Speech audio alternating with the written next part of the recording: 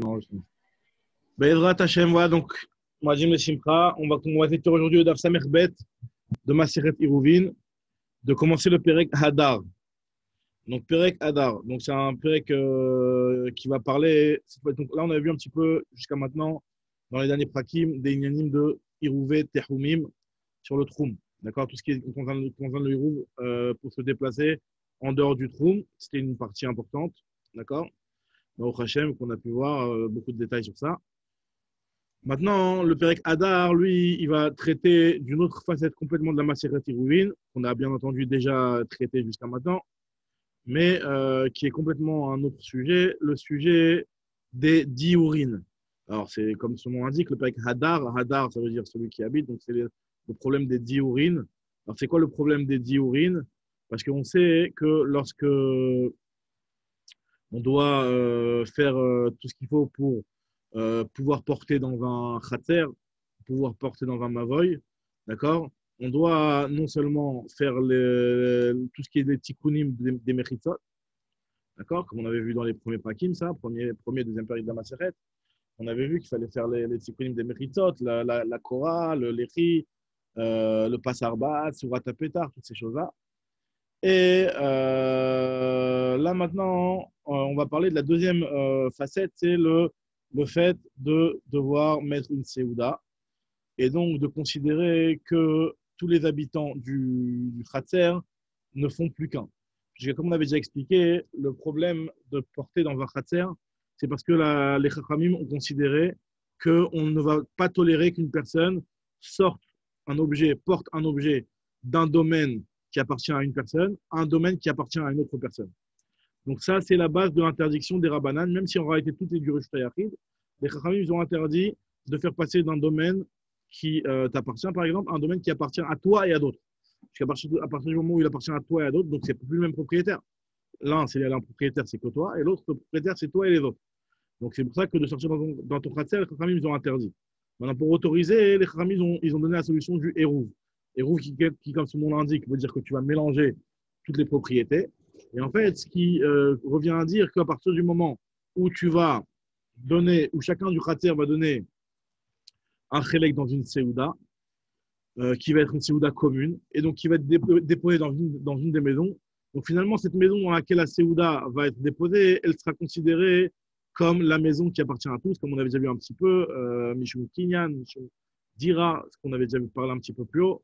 En tout cas, à partir du moment où il y a notre séouda, la séouda de tous les gens du khatser qui est dans une maison, donc c'est-à-dire cette maison, elle appartient à tout le monde, et le khatser, il appartient à tout le monde, donc tout ça, c'est le même reshoot. Donc on peut se permettre de dire que le khatser, il est affecté que à cette maison qui est la maison commune de tout le monde, et donc finalement, les maisons et les khatserot, c'est les mêmes propriétaires, tout est bon, on a le droit de porter. Maintenant, comme ce qu'on va voir, et donc ça va être le début du Pérec ici, qu'on n'a pas le droit, enfin, que des fois, il y a une possibilité, si jamais la personne n'a pas pu donner du pain et qu'elle est présente dans le khatser, ben, ça pose un problème. Si elle n'a pas donné sa participation dans le pain, ça pose un problème. Maintenant, on avait déjà vu qu'il y avait une solution de faire un bitul reshoot, de s'exclure complètement du khatser, de telle sorte à ce qu'on dise que voilà, moi, je ne fais pas partie du khatser pour ce Shabbat. Et donc, je vous laisse mon reshoot, je vous abandonne mon reshoot. Et donc, tous ceux qui restent, donc à part moi, vu qu'ils ont déjà donné leur part dans la Séouda, hein, donc ils pourront porter. Et moi, je suis exclu complètement du khatser. Maintenant, cette solution-là, elle n'est valable que pour un juif ou pour quelqu'un qui est modé Beirou, comme on verra plus tard à quoi ça correspond. En tout cas, un juif, il a la possibilité de faire un bitou reshoot, d'annuler son reshoot et de dire que voilà, je veux plus faire partie, donc je vous abîme pas et vous avez votre khatser. Maintenant, le goy, lui, il n'a pas la possibilité de faire ça. C'est-à-dire que si jamais il y a un goy dans un khatser, le goy, il n'a pas la possibilité de faire un bitou reshoot. D'accord? Mais il a une autre solution, enfin la seule solution qu'on a pour pouvoir faire en sorte que le goy ne nous dérange pas dans la fabrication de notre héros. Alors, ce n'est pas la première solution qui est la solution de base de faire la participation dans le héros de mettre une séouda. Le gars, il ne peut pas mettre dans la séouda. Il ne peut pas s'associer en mettant du pain dans la séouda. La deuxième solution qui est en annulant son reshoot non plus, ça ne marche pas. La seule solution, c'est qu'on vienne et qu'on lui rachète sa part. Donc voilà, ça c'est la seule solution. Les Chachamim, ils ont voulu que ce soit comme ça, comme on va expliquer dans la Gemara. Pourquoi? Pour une raison, en réalité, comme on verra dans la Gemara, c'est pour éviter que les Goïms et les Juifs vivent ensemble. Parce qu'en fait, c'est vu que ça va être une complication finalement maintenant de demander à ce que le Goï participe, enfin, que nous on lui achète plutôt, que nous on lui achète sa part. Et c'est une complication, comme ce que la Gemara va expliquer juste après. Vu que c'est une complication, donc les gens ils vont dire, tu sais quoi, je ne vais pas habiter avec un Goï, c'est une galère. C'est que le Shabbat, je peux Oui, pas. mais alors, ça a toujours interrogé ce truc-là. Et dans ces cas-là, pourquoi un type qui est qu'avec des goïms, Dafka, on lui demande de rien faire? Ravak, très très bonne question. Moi, tu vas le comprendre ça aujourd'hui. Bezrat Hashem, c'est le sujet de la Gemara. Ok, super. Très bien. Voilà. Donc, ça, c'est la petite introduction sur le début du Pérec. Donc, là, on va démarrer. Hadar Imaakum, celui qui vit avec un goy dans son khatser, les khatser. O imish eno modé be'eruv, ou alors il vit avec quelqu'un qui n'est pas d'accord avec le héros. Comme ce que Rachid dit, on parle ici d'un kouti. Alors, le kouti, donc, c'est les fameux convertis Mieret Kuta, donc qui se sont convertis. La fameuse marque Loquette qu'on a déjà vu plusieurs fois, qu'on a déjà cité plusieurs fois, est-ce qu'ils ont un vrai statut de vrai guérim ou de vrai goïm? Alors là, c'est aussi un petit peu une problématique dans les Rishonim ici de savoir Rabbi Meir qui parle ici, a priori comme qui il pense, puisque là c'est Rabbi Meir qui parle, même si l'Agma ne nous dit pas d'Ivry Rabbi Meir, hein, mais on va voir dans l'Agma que finalement c'est Rabbi Meir l'auteur de cette première partie. Stam Mishnah Rabbi Meir. Il y en a qui font dire ça d'Ivry Rabbi Meir, mais en tout cas, au moins Stam Mishnah Rabbi Meir. Et que Rabbi Meir, nous, on sait de par ailleurs qu'il tient que Rabbi Meir, lui, pense que c'est des vrais guérims, donc c'est des vrais juifs, donc ça ne devrait pas trop s'arranger avec la Mishnah. Mais bon, on va expliquer pour l'instant, pour faire simple, que ces Koutim-là, l'avis de la Mishnah pense que les Koutim sont des goïms. C'est-à-dire sont des guirés à Rayot, c'est-à-dire qu'ils se sont convertis à cause de la peur des lions, mais en réalité, ce n'était pas une vraie conversion. Ils se sont convertis parce qu'ils ont vu qu'il y avait des lions qui les bouffaient, etc. Donc, ils se sont convertis pour calmer l'histoire. Mais en réalité, ce n'est pas une vraie conversion, donc c'est des goïms. Donc maintenant, on te dit ici. Donc là, on ne rentre pas dans l'histoire pour l'instant du Khiloni, etc. On verra plus tard cette histoire. En tout cas, celui qui habite avec un goy dans un khatser ou avec quelqu'un qui n'est pas modé Beirut, donc avec un kouti, donc qui est modé comme Torah Shebirta ou Torah Shebalpé. Enfin, ça c'est le Zdoki, mais on verra après aussi. Alors dans ce cas-là, Arezé Oser Alav. Le fait de vivre avec les goïms, avec un goy, ça fait que Oser Alav, lui, il n'aura pas le droit de porter dans son khatser. Le goy va lui interdire son khatser. Il ne pourra pas, le goy, participer dans le khatser. Il est Oser Alav. Donc là, après, on verra plus tard dans le Pérec qu'il y a la solution de lui racheter. On verra comment ça se passe. Maintenant, Rabbi Eliezer Ben Yaakov, Rabbi Eliezer Ben Yaakov, lui, il pense que. Alors, il y en a qui font d'Ivry Rabbi Meir ici. Hein. Moi, j'ai un petit Aleph ici. Il y en a qui rajoutent d'Ivry Rabbi Meir. On va voir dans le Gemara que c'est Rabbi Meir qui a parlé, qui est l'auteur de cette partie-là, qui dit en l'occurrence, qui est en train de dire que même un seul goy, il rend assaut. Ça, c'est Rabbi Meir. Un seul goy, il rend assaut. Un seul juif. Un seul juif, un seul juif avec des goyim, c'est aussi assaut. Donc, ce que tu as dit, Johan, ce n'est pas comme ce qu'il dit Rabbi Meir ici. D'accord? On va expliquer dans la Gemara exactement c'est quoi le sujet. Et Rabbi Eliezer Ben Yaakov Omer, Rabbi Eliezer Ben Yaakov, lui, il te dit, et donc là, la est comme ça, Leolam eno oser acheyu shne Israelim osrim zalve. Pour que ce soit assour, il faut qu'il y ait deux juifs. Pour que le goy il vienne et qu'il interdise de pouvoir faire un hirouv, il faut qu'il y ait deux juifs dans le cratère, deux juifs et un goy. Alors là, ça pose un problème. Par contre, s'il n'y a qu'un seul juif, un seul goy, ou un seul juif et 50 goy, d'accord, donc là, il n'y a pas de problème. Le juif, il peut porter dans son immeuble sans aucun problème. Voilà. Maintenant, ça, c'est la Rabbi Eliezer Ben Yaakov. Donc, on verra dans la Gemara de Ratachem dans la suite du DAF que la halakha est comme ça. La halakha est comme Rabbi Eliezer Ben Yaakov.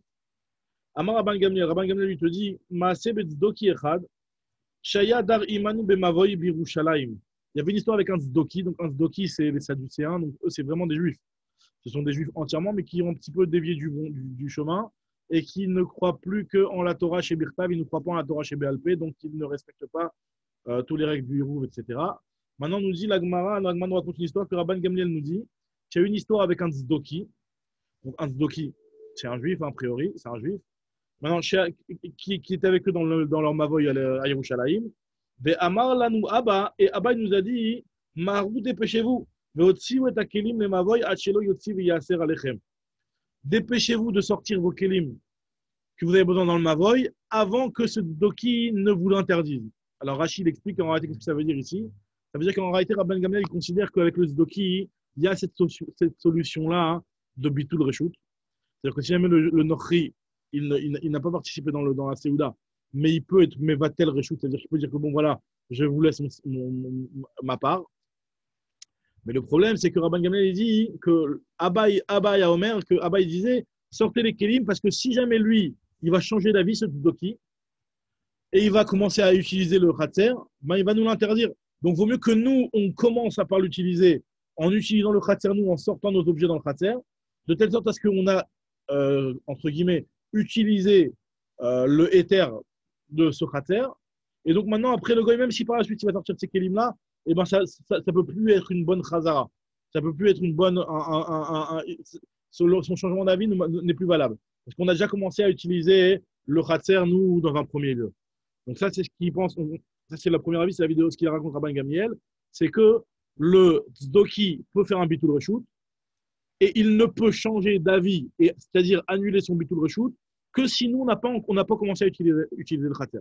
Mais si on a commencé à utiliser le Khatser, il ne pourra plus faire de Bitul Reshut. Et c'est pour ça que Abba, Rabban Gamliel dit que son père, lui, il leur disait utilisez vite le terrain avant qu'il change d'avis et qu'il revienne sur son annulation de Reshut. Et une fois qu'on a utilisé le terrain, bah ça y est, son annulation, même s'il revient sur son annulation de Reshut, eh ben, ça reste quand même bon. Par contre, Rabbi Yehuda, lui, te dit non. Quoi qu'il arrive, il peut annuler son Reshut, même il peut annuler son annulation, revenir sur son annulation, même par la suite, même une fois que vous avez utilisé. Donc, ce qu'il dit Rabbi Yehuda Omer, Belashon Acher. Rabbi Yehuda, il a dit d'une autre façon, et il a dit que Maharu vasu torkechem bemavoy, dépêchez-vous de faire vos besoins dans le Mavoy avant que lui change d'avis et il ne vous interdise ce Mavoy. Ça veut dire quoi? C'est-à-dire que même si par la suite vous avez déjà utilisé le Mavoy, bah finalement, si lui change d'avis, ça va vous interdire le Mavoy. Et donc, c'est pour ça que Rabbi Yehuda nous dit que ce qu'il disait Abba à Rabban Gamliel, c'était au contraire de commencer vite à utilise ce que tu as besoin d'utiliser, parce qu'après, s'il change d'avis, tu ne pourras plus l'utiliser. À l'inverse de Rabban Gamliel, que Rabban Gamliel il avait rapporté l'histoire, qu'on était de commencer à l'utiliser pour qu'après, par la suite, même s'il change d'avis, eh ben, vous pourrez continuer à l'utiliser. D'accord? C'est la différence entre Rabban Gamliel et Rabbi Yehuda. Très bien. Donc ça, c'est la Mishnah. Alors, on attaque la Gemara, Daf Samech. Yativ Abaye, donc Abaye bar Abin, et Rav Chanina bar Abin, Yativ Abaye Gabayo. Il y avait Abaye bar Abin, Chinana bar Abin, et Abaye qui était assis avec eux. Mais Yadon et Kamri étaient en train de discuter, en train d'essayer de comprendre notre Mishnah. Et il dit la chose suivante: Bishlam Rabbi Meir, je comprends bien Rabbi Meir. Rabbi Meir, c'est le premier avis de la Mishnah qui avait dit que le goy, il pose problème même s'il n'y a qu'un seul juif. Donc elle m'a dit: je comprends bien. Kassavar dira, Oved Kochavim Shma dira, Loshena Chad, Loshena Tre. Donc je comprends bien Rabbi Meir, il est logique. Comme ce que tu as dit toi, Johan. Tu m'as dit, je comprends pas, tu as dit, je comprends pas la différence. Voilà, il y a un goy, il y a un juif. Donc je comprends bien, tu considères que le goy, quand il habite avec un juif, ben, on va considérer qu'il y a un habitant en plus dans le cratère. Donc dirat akum shme dira, que par rapport au halachot de Hirouvé Khatserot, l'habitation du goy s'appelle une habitation. Et donc, ça veut dire qu'il y a un autre habitant dans le cratère. Donc il faut s'en occuper pour faire le Hirouv avec lui. Enfin, pour s'arranger, pour qu'il n'abîme pas notre héros. Donc c'est pour ça que je comprends bien, un seul goy, un seul juif, ça pose problème. Maintenant, Rabbi Eliezer Ben Yaakov, lui, je ne le comprends pas. Et là Rabbi Eliezer Ben Yaakov, Maïka, savoir qu'est-ce qu'il pense. Soit le goy, il dérange. Alors dans ce cas, il devrait déranger même à un. Soit il ne dérange pas, alors même à deux, il ne devrait pas déranger. Est-ce que ça s'appelle qu'il y a quelqu'un d'autre en plus qui habite ou pas? Ika savoir dira, Ovet Kochavim Shma dira. S'il pense que l'habitation du goy, ça s'appelle une dira, Afilou Khadnami, même un seul, ça devrait être problème Nitzar, ça devrait être Oser. Mais il Oshma dira, et sinon, Afilou Trenami, Nitzar, même deux, on ne devrait pas dire que ça interdit, ça ne devrait pas interdire. Donc le Dilagmara, Marléo Abaye, il a dit, c'est quoi, tu as raison. Alors, il a dit non, déjà, Rabbi Meir, qu'est-ce que tu me dis, toi? Toi, tu me dis que tu comprends Rabbi Meir parce qu'on va dire que Rabbi Meir, il pense que l'habitation du goy s'appelle une habitation. Comme ça, on va comprendre Rabbi Meir. Mais est-ce que Rabbi Meir, il pense vraiment comme ça? Amarle Abaye, Vesava, Rabbi Meir, dirat, Akum Shma, dira. Est-ce que Rabbi Meir, il pense que l'habitation d'un goy, ça s'appelle une habitation? Quand il y a un goy qui habite dans un khatser avec un juif, ça s'appelle qu'il y a une autre personne qui habite? Non, ben, Tania, pourtant, il y a une braïta qui nous dit que Khatsero shel Ovet Kochavim, Arehu Kedir shel Behema, le khatser d'un goy, il est considéré comme un enclos de Behemoth. Ça veut dire quoi? Ça veut dire que le khatser d'un goy ne vient pas venir être au cerf le mavoy du juif. Pourquoi? Enfin, là, en l'occurrence, on est en train de dire que si jamais, bon, on verra plus loin cette partie-là Cette braïta-là, la Gemara va expliquer qu'on parle d'un cas où il y a un goy qui habite dans un khatser et le goy, il n'est pas là le Shabbat. D'accord? Et on va voir dans la Gemara plus loin que, à la différence du juif, que le juif, même s'il n'est pas là Shabbat, on va devoir quand même s'arranger pour que son reshoot soit, entre guillemets, euh, soit annulé ou soit participé au Hirouv, même si le juif n'a pas passé Shabbat ici. Tandis que le goy, s'il n'a pas passé Shabbat ici, on va dire que ce n'est pas un problème. Donc, en tout cas, ce qu'on voit ici, c'est que le khatir d'un Ovet Kopravim, c'est comment dire chez le BMA, c'est-à-dire que ce n'est pas une habitation. Donc, ce n'est pas une habitation, ça c'est Rabbi Meir qui parle aussi. C'est Rabbi Meir, il est d'accord avec ça. Personne n'a remis en question ça. Donc, comment tu m'as dit que toi, la logique de Rabbi Meir, c'est que la. Opa. La logique de Rabbi Meir, c'est que. Merci là. Donc, la logique de Rabbi Meir, c'est que. Je sais pas ce qu'il va dire, en tout cas, la logique de Rabbi, c'est que Dirat Akoum Shma Dira. Non, c'est pas ça. Parce que tu vois bien qu'il y a marqué dans la Braïta que c'est que Khatser Shabbat Koravim a requis chez Béma. Alors, moi, forcément, on va dire que d'après tout le monde, hop.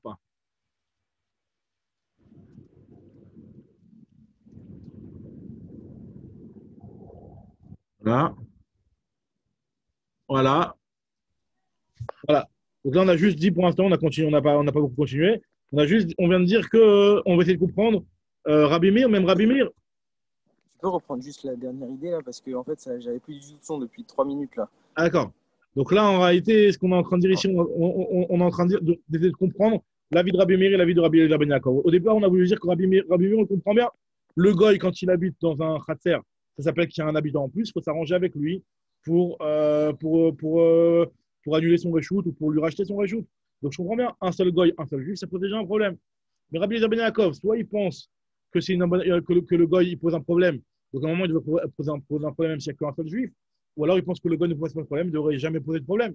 Donc moi je dis, mais je ne comprends pas. Mais même Rabbi Meir, tu es en train de me dire que lui, sa raison, elle est parce qu'il considère que l'habitation d'un goy est une vraie habitation. Pourtant, il y a une braïta qui nous dit clairement que Khatser Shel Ovet Koravim, c'est Kedir Shel Behema. Un Khatser d'un goy, c'est considéré comme un enclos de Behema, donc ce n'est pas une vraie habitation. Ce n'est pas considéré comme une habitation qui pose problème. Je disais juste que plus tard, on va essayer d'expliquer exactement de quel cas on parle ici. On parle d'un cas où il y a un goy qui n'est pas présent dans le Khatser. Bon, l'agma va expliquer plus en détail. Mais ce qu'on veut dire en tout cas ici, pour l'instant, ce qu'il en ressort, c'est que l'habitation d'un goy n'est pas considérée comme une habitation. Donc même Rabbi Meir, on ne comprend même plus. Si l'habitation d'un goy n'est pas considérée comme une habitation, donc normalement, ça ne devrait pas poser un problème dans le Hérouv, puisque le goy, ça ne savait pas qui habite là. Finalement, le seul habitant, c'est un juif. Si jamais il y a deux juifs, un goy, ben les seuls habitants, c'est des juifs. En tout cas, en termes de halachot, Hérouv et Khatserot. Donc, on ne considère pas l'habitation du goy. Donc, pourquoi même Rabbi Meir, Berchalal, on ne comprend pas, on comprend personne finalement. Donc, Agma te dit, alors c'est quoi le pshat? Et là, découlé Alma, Dirat Akum, Loshma Dira. Tu as raison, d'après tout le monde, l'habitation d'un goy n'est pas considérée comme une habitation. Donc, cette habitation-là, elle n'est pas valable. Maintenant, alors, c'est quoi le pshat alors? La marloquette ici, elle est sur l'interdiction que les Chachamim vont ajouter pour ne pas qu'on vienne à apprendre des actions du goy, pour ne pas qu'on fréquente les goyim. Chez Lo Yilmad Mimaasav, pour ne pas qu'on apprenne et qu'on soit influencé par le comportement des goyim. Pourquoi? Alors, c'est quoi? Alors, ok, donc finalement, ça veut dire qu'en réalité, normalement, le goy, il n'aurait pas du tout posé un problème.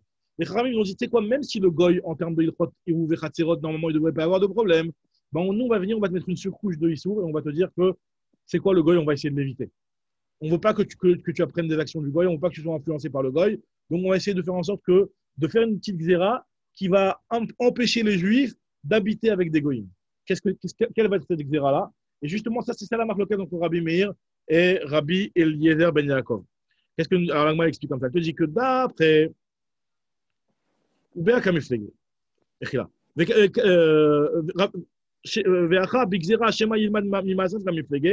Donc, Marloquette, elle est donc sur l'interdiction de peur qu'on vienne à apprendre des actions du goy. Rabbi Eliezer Ben Yaakov, lui, ça va. Rabbi Eliezer Ben Yaakov, lui, il pense puisque le goy, lui, il est soupçonné sur le shfichut damim. C'est-à-dire que le goy, un juif, il a toujours peur de fréquenter un goy parce que le goy, c'est un criminel. Alors, là, moi, je dis, il est chachou de la shfichut damim. Alors, il m'a dit très déchriché, dédaïré, gazroubéou, chad de l'oshriach, lo gazroubé rabanan. Donc, la gzera que les chachamim ont fait, et que donc les chachamim qui ont fait que le juif va devoir s'arranger avec le goy pour le Hirouv et va devoir s'arranger d'une façon compliquée, d'une façon de devoir lui louer sa part. Donc, cette xéra-là, c'est qui est en réalité un frein sur le fait que le vivre ensemble entre le juif et le goy. Alors là, ça, ils ne l'ont fait que lorsqu'il y a deux juifs. Parce qu'un seul juif avec un goy, il n'habitera jamais. Pourquoi? Parce qu'il a peur du goy. Le goy, il est khashou avec le coup d'amim. C'est un criminel. Il ne sait pas. Peut-être que c'est un criminel, ce goy, il ne le connaît pas. Donc là, à partir du moment où le goy, il est khashou dans le shfichut d'amim, donc un juif ne va jamais habiter avec un goy. Donc sur ça, les chachamim n'avaient pas besoin de faire une xéra. Donc c'est pas que les chachamim ont dit un juif ou un goy, un juif qui habite avec un goy ou un juif qui habite parmi tous les goyim, on n'interdit pas. Donc ça répond un petit peu à ta question de tout à l'heure, Johan, c'est là où je te disais qu'il y a la réponse, que la raison pour laquelle quand il y a un seul juif avec des tonnes de goyim, pourquoi il n'y a pas besoin de héros? Parce qu'en réalité, le goy, ça ne pose pas de problème normalement, il y a juste de peur que tu vas venir à être influencé par le goy, et là, les chachamim ont fait cette xéra-là que dans un cas qui était fréquent. Et c'était fréquent que deux juifs habitent avec un goy, mais pas qu'un juif habite tout seul avec des goyim. Donc c'est vrai que dans ce cas-là, les chachamim n'ont pas fait de xéra. Tandis que Rabbi Meir nous dit que si, même dans ce cas-là, les chachamim n'ont fait la xéra, parce que ça peut arriver qu'un juif habite avec des goyim. C'est ce que nous dit la Gemara ici. Alors, très déchiré, deux juifs, c'est fréquent qu'ils habitent avec un goy, Gazroubé, ou les chachamim ont fait la xéra. Chad de l'Oshriach, lo Gazroubé Rabbanan. Les chachamim ont fait la xéra dans un seul, vu que ce n'est pas Shriach qu'il habite avec les goyim. Maintenant, le Gazroubé Rabbanan. Rabbi Meir lui pense que Zimnim de Mikre, Vedaïr, ça peut arriver qu'il habite. Ve'amur Rabbanan, les chachamim, ils ont dit que En Eruv Mo'il Be'akum, Bimkom Akum. Donc les chachamim ont dit que le Eruv, donc la participation dans la Séouda, ne marche pas avec le goy. Et donc la seule solution, c'est de louer. Donc le goy, il ne voudra pas louer. Donc c'est pour ça que le juif va éviter d'habiter avec un goy, puisque vu que le goy ne voudra pas louer sa maison pour donner la possibilité au juif de porter, donc le juif va comprendre que c'est compliqué d'habiter avec un goy.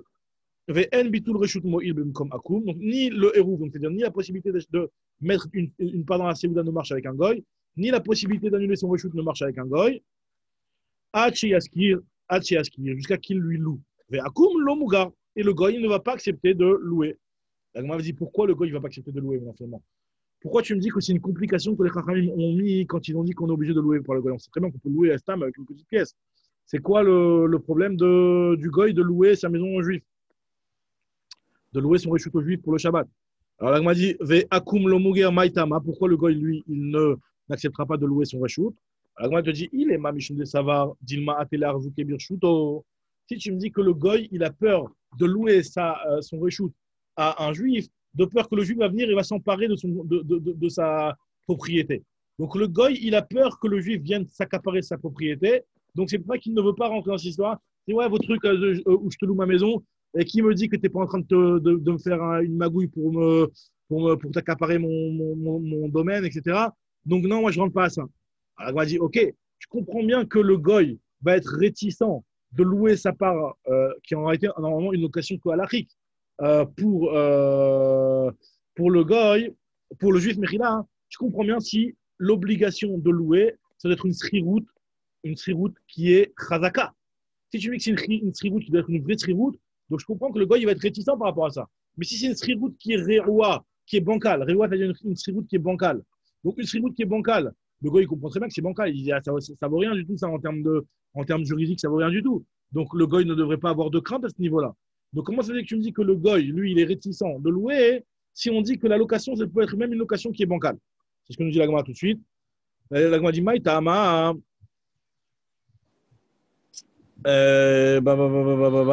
Voilà. Ve'akum lo mugar Maïtama. Il est mamichum de savoir dilma tele arzou kebir shuto. Si tu me dis, c'est parce que le goy, lui, il est réticent de peur il craint que le juif va venir s'accaparer son domaine. Ani chaleman dama srirout bria bainan. Ça va bien celui qui me dit qu'on a besoin d'une sriroute qui est forte, qui est en bonne santé, qui est chazaka. Donc là, je comprends qu'effectivement, le goy il va être réticent. Mais si tu me dis que là, les manama srirout raewa, celui qui dit que ça suffit même une sriroute bancale. Raewa, c'est-à-dire qui est bancale. Alors, quel est le problème? Le goy il ne va pas être réticent à ce niveau-là. Donc, qu'est-ce qu'on appelle une sriroute chazaka et qu'est-ce qu'on appelle une sriroute bancale? La Gemara va tout de suite expliquer. Déjà, premièrement, la Gemara va nous rapporter cette marloquette-là. Cette marloquette entre Rav Frizda et Rav Shechet. Ce que nous dit la Gemara ici. Alors, des hitmar, comme c'est marqué, c'est dans une même rade, ils ont rapporté cette marloquette-là. Rav Frizda Amar, Srirout Bria, Rav Shechet Amar, Srirout Reoua. Donc, d'après Rav Shechet, c'est une Srirout qui est bancale. Tu peux même faire une srivout qui est bancale pour te débarrasser du goy. Et d'après Rav Chizda, tu dois faire une srivout bria. Alors, c'est quoi bria et reoua? Maï reoua ou maï bria? Il est ma bria bepruta, reoua bepachot, misha bepruta. Si tu veux me dire que quand on te dit une srivout qui est bancale, c'est-à-dire que tu peux donner même moins qu'une pruta. Tu viens, tu donnes une pièce de 10 centimes. Ça marche. Alors là, le gars, il comprend. 10 centimes, c'est kick, ça vaut rien. Donc, le gars, il ne va pas être réticent. Srivout reoua. Et une srivout razaka, hein, c'est de donner une pruta. Là, il m'a dit, mais quoi, comment c'est possible? Qui penserait qu'avec le goy, tu es soumis à la limite de pruta et pas pruta? On sait très bien que le goy, il n'a pas cette notion de pruta, pas pruta. À tel point qu'on dit qu'un goy qui vole même moins qu'une pruta, il est chayav mita. Donc, on va rapporter tout de suite. Ce que nous dit Agma ici. Veha, Shalach Rabbi Yitzhak Rabbi Yaakov Bar Giouri, Mishemede Rabbi Yochanan. Pourtant, il a envoyé Rabbi Yitzhak Rabbi Yaakov Bar Giouri au nom de Rabbi Yochanan. Hevu Yodaim, sachez, chez Socharin, Minakum, Afilou Bepochot, Mishav Pruta, qu'on a le droit de louer du goy, même moins qu'une Shav Pruta. Kachalacha. Amar Rabbi Chia Baraba, Amar Rabbi Yochanan. Et en plus, Rabbi Chia Baraba a rapporté au nom de Rabbi Yochanan que Ben Noach, un goy, Neherag al Pachot, Mishav Pruta. Il est condamné à mort même sur le vol de moins qu'une pruta. C'est-à-dire qu'il n'y a pas de notion de pruta pour le goy, que ce soit dans la notion de hérouv, que tu puisses louer son domaine d'après tout le monde, même d'après Rav Sheshet, même d'après Rav Chizda, il n'y a aucune différence. Srivout, Rewa ou Bria, ça ne peut pas être cette notion-là de Pachot Mishav Pruta. Parce que tout le monde est d'accord que tu peux louer la part du goy avec Pachot Mishav Pruta. Alors, comme ce qui a marqué ici, que Ben Noach, et en plus, Ben Noach, il est né Raga Pachot Mishav Pruta, même dans le vol, on va considérer que le Ben Noach, il est chayav, il est condamné à mort sur le vol, même mon Mishav Pruta, et en plus, Velo Nitan Lishavon, et il n'y a pas de Chiyuv Ashava, parce qu'on sait que normalement, il y a quelqu'un qui vole, il a l'obligation Veshiv et Agzela Asher Gazal, de faire un Chiyuv de Ashava. Moins que Shav Pruta, il n'y a pas de Chiyuv Ashava. Ça, c'est notre halakha, indépendamment du goy, de manière générale, que l'obligation de rendre, concernant un juif sur lequel il y a marqué qu'il faut qu'il rende l'objet qu'il a volé. Alors là, cette obligation de Ashava, elle est seulement quand la Gzela, elle vaut un Shav Pruta. Maintenant. Donc tu vois bien que voilà, c'est pas ça la différence entre Srivout Reoua et Srivout Bria. C'est pas ça la différence. Alors c'est quoi la différence, Diagma? Et là, Bria, Bemouharke ve Abourgane, Reoua, Belo Mouharke ve Abourgane. Alors une Srivout Bria, ça veut dire que quand moi je lui loue son domaine, est-ce que je peux venir et disposer mes sapsalim et mes estrades dans son khatser? Comment c'est marqué ici? Ourdeke, comment c'est marqué? Mouharke ve Abourgane. Donc Mouharke ve Abourgane, Rachid dit que c'est les sapsalim et les cathédrales.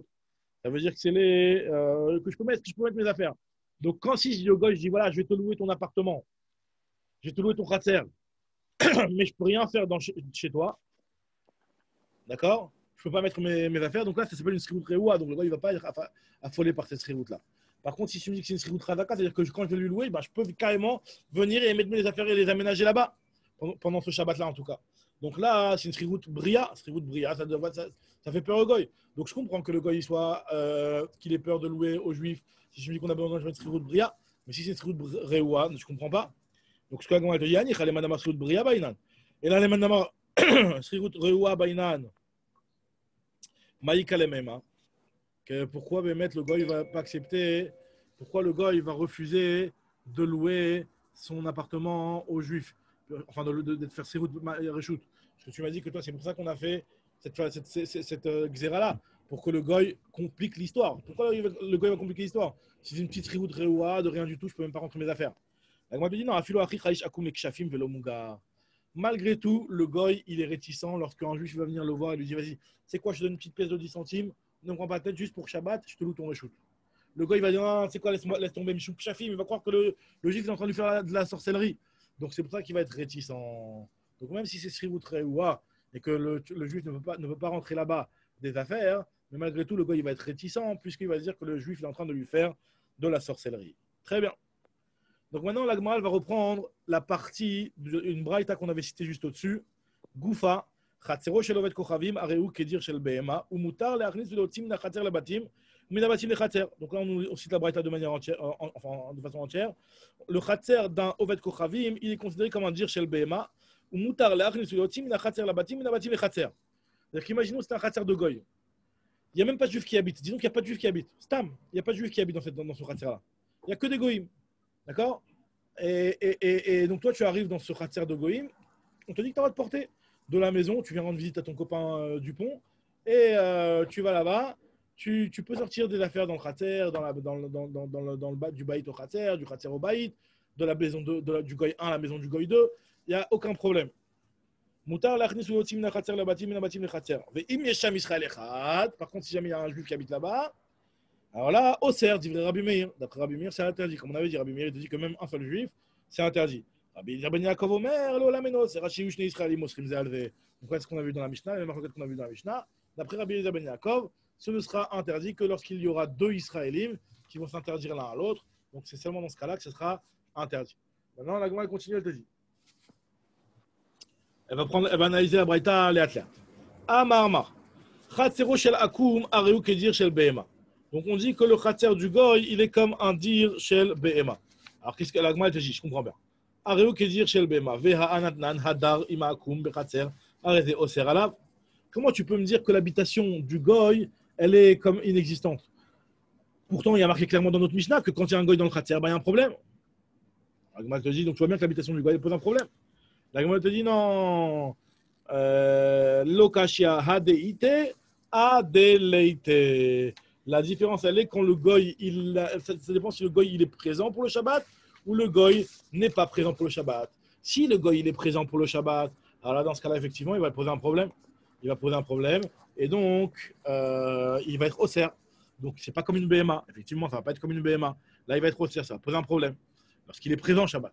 Lorsqu'il est absent le Shabbat, alors là, il ne va pas poser de problème, il est considéré comme une BMA. C'est-à-dire que si j'ai un khatser dans lequel il y a un goy qui habite, et ce goy-là, il pose problème normalement quand il est là le Shabbat. Mais un Shabbat où il n'est pas là, on avait déjà parlé de ça un petit peu il y a longtemps, enfin il y a 2-3 semaines, on avait parlé de ça.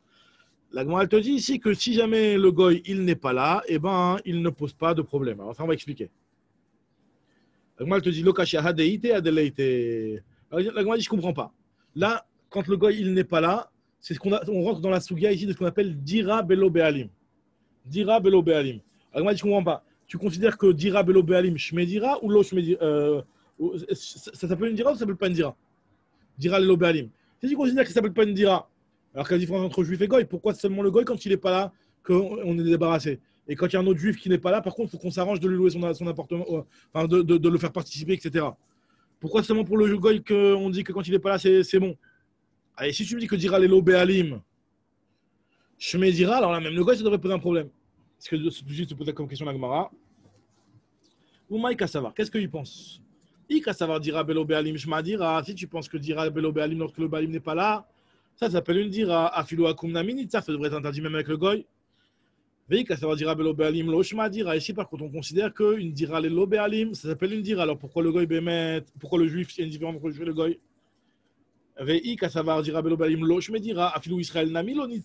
Même en Israël, ça ne devrait pas interdire. Alors, moi, dit, tu sais quoi? Le Olam Kasavar dira Belo Balim, lo Shmedira. Alors, on ne comprend pas pourquoi le juif, il interdit. Ve Israël, Dechite, Asar, qu'il a été, Gazrou Berabanan. Donc là, vous vous rappelez, on ne parle pas d'histoire, on parle pas de l'histoire du Israël qui est parti chez sa fille. D'accord, vous vous rappelez, on a parlé de ça, que quand il est parti chez sa fille, il peut rentrer chez lui n'importe quel moment, etc. Même sans ça. Même si le juif il est parti, s'il est parti, mais là on a vu, on a fait la différence, s'il est parti chez son fils ou chez sa fille, s'il est parti chez son fils, peut-être qu'il va s'embrouiller avec sa belle-fille, il va rentrer chez lui. Mais là on parle même pas de ça, on parle même si le type il est parti carrément, il n'est pas là. Malgré tout, vu que quand il est là, on interdit. Donc quand il y a une vraie interdiction, c'est une vraie interdiction de Ilchot Iruvim, c'est pas une xéra de peur qu'on va venir être influencé et que les Chachamim ont fait une xéra chez Maïlman Mimaasav. C'est une vraie interdiction. Donc même quand il n'est pas là, les Chachamim ont été gozer, ils ont dit que même quand il n'est pas là, on interdit à cause du fait que c'est interdit, c'est vraiment interdit quand il est là. Tandis que le goy, lui, même quand il est là, c'est pas une vraie interdiction, c'est seulement une interdiction chez Maïlman Mimaasav. Parce qu'on avait dit que Dirat Akum Lo Shma Dira, l'habitation du goy n'est pas considérée comme une habitation. Et bien malgré tout, et donc c'est pour ça, Mechila, que c'est seulement quand le goy il est là qu'on interdit, mais quand le goy il n'est pas là, on interdit. On n'interdit pas. Ce que nous dit la Gemara ici. Leolam Kasavar dira Belo Be'alim Losh Medira. Israël Dechite Asar qu'il a été Gadrou Berabanan. Le Israël, lorsqu'il est présent, il interdit vraiment. Alors lui, lorsqu'il n'est pas là, les Chachamim, ils ont fait une Xéra. Alors, à Koum, tandis que le Goy, des Chiyité, lorsqu'il est présent, c'est seulement une Xéra Shema Ilman Mima Asav, c'est seulement une Xéra de peur qu'on va venir à apprendre de ses actions. Alors là, Kihité Asar, qu'il était lo Asar. Lorsqu'il est là, on interdit. Lorsqu'il n'est pas là, on n'interdit pas. Donc, moi, je dis, ah bon, quand le Goy, il n'est pas là, on n'interdit pas. Vechilité lo Asar. C'est vrai. Alors, donc, viens, on va vérifier cette halakha, est-ce qu'elle est vraiment vraie, que lorsque le Goy, il n'est pas là, c'est pas interdit. Pourtant, il y a marqué Vatanya, Vatna, il y a une Mishnah, qu'on avait déjà vu plus haut dans la même Zayin. Celui qui a laissé sa maison et qui est parti pour passer le Shabbat dans une autre ville. Echad Nochi vechad Israël. Oser, dit Rabbi Meir, que ce soit le Israël ou que ce soit le Nochi, il interdit. Donc on voit bien que même le Nochi, il interdit.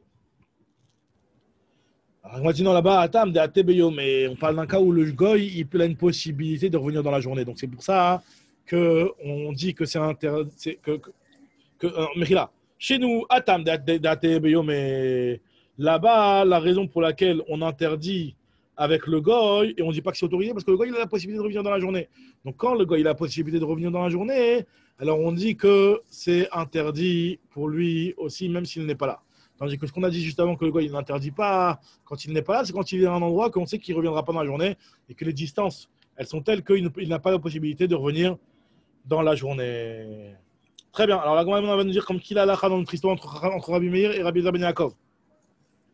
Amar Rav Yehuda, Amar Shmuel, Alacha ki Rabbi Eliezer ben Yaakov. Donc, nous dit Rav Yehuda non Shmuel que l'Alacha est comme Rabbi Eliezer ben Yaakov.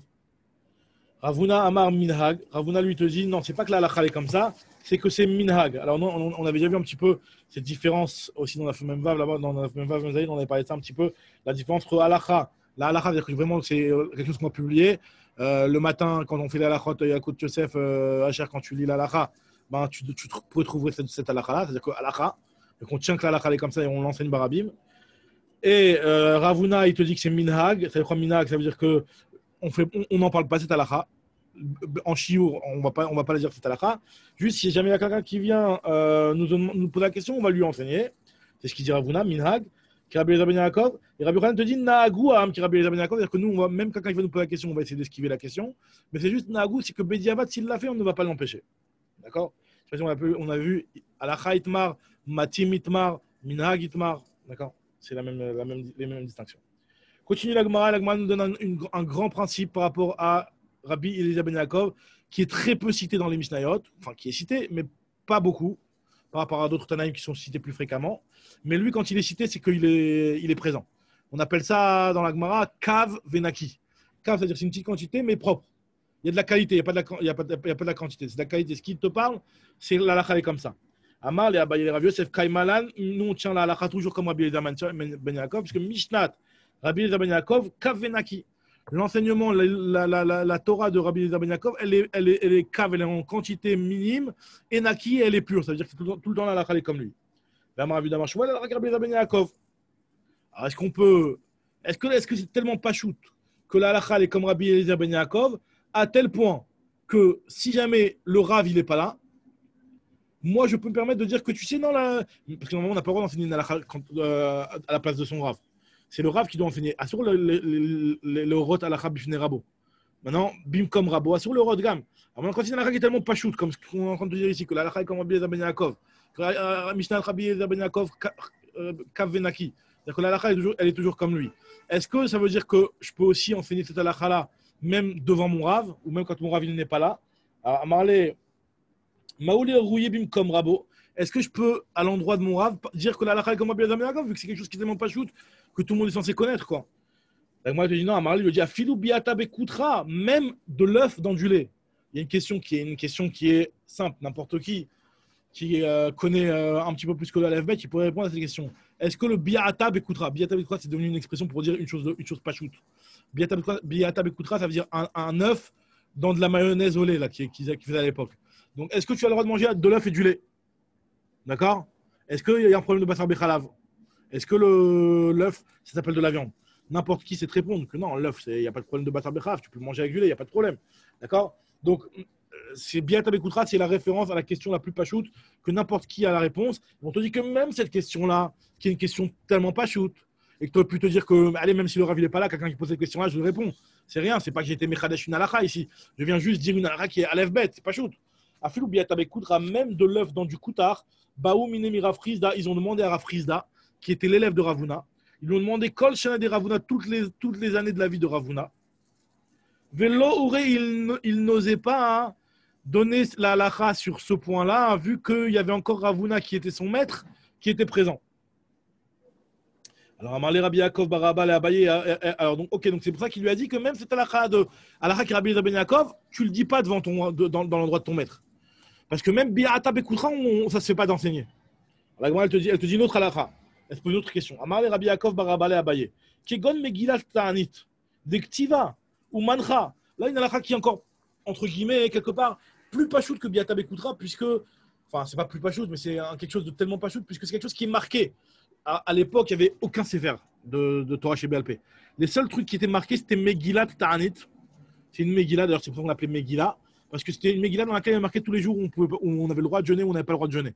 Donc, les jours où il y avait eu des miracles, on n'a pas le droit de jeûner. Les jours où il y avait eu des tsarot, il fallait jeûner. Est-ce que les jours d'avant, on avait le droit de jeûner? Les jours d'après, on n'avait pas le droit de jeûner? Est-ce que Hanouka est pourri, mais les jours d'avant, on a le droit de jeûner? On n'a pas le droit de jeûner? Toutes ces choses-là, c'était marqué dans le Megillat Ta'anit.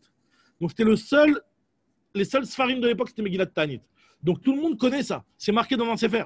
Alors, est-ce que cette halakha-là, j'ai le droit de la dire devant mon rave, Bimkom Rabo plutôt, à l'endroit de mon rave? Alors, nous dit la Gemara, tu vois bien. Alors, il lui a dit, Amarle, Rabbi Yaakov, Baraba, et Abaye, qui est Megillat Tanit, Dektiva ou Mancha, qui est écrite et qui est posée, tout le monde la voit ici. Maoul rouillé, Beatra des Rabé, est-ce que j'ai le droit d'enseigner ça à l'endroit de mon maître? Amarle lui a dit, Achema Rav Yosef, regarde ce qu'il a dit Rav Yosef. Afilou Biata Bekoutra, même de l'œuf dans du koutar. Même de l'œuvre dans du Koutar, ils ont posé la question à Rafrida, il n'a jamais voulu trancher la halakha du vivant de Ravuna. La Gemara nous dit, mais par contre, Rafrizda aurait Bekafri, Bishne de Ravuna. Par contre, Rafrizda, lui, il enseignait une halakha dans Kafri, qui n'était pas le makom de Ravuna. Donc lui, parce que Ravuna, lui, il était à Pumpedzita. Et donc lui, il enseignait la halakha là-bas à Kafri, pendant les années de Ravuna. Parce que c'était pas le même endroit. Nous dit l'agma continue de te dire, Ravuna, donc je passe à Samer Gimel, hein, on avance un petit peu, je dis un petit point là dans quelques lignes. Ravamnuna Ore Becharta de Argiz, Bishne de Ravrizda. Donc Ravamnuna, lui, il enseignait des fois des halakhot dans le village qui s'appelait Charta de Argiz. Donc Charta, c'est le nom d'un village qui a été construit par Argiz, c'était une personne. D'accord Bishne de Ravrizda, donc pendant les années de Ravrizda, lui, alors que Ravrizda c'était son maître, il le faisait. Et en plus, la nous dit que Ravina, lui, Sar Sakina, il vérifiait les couteaux.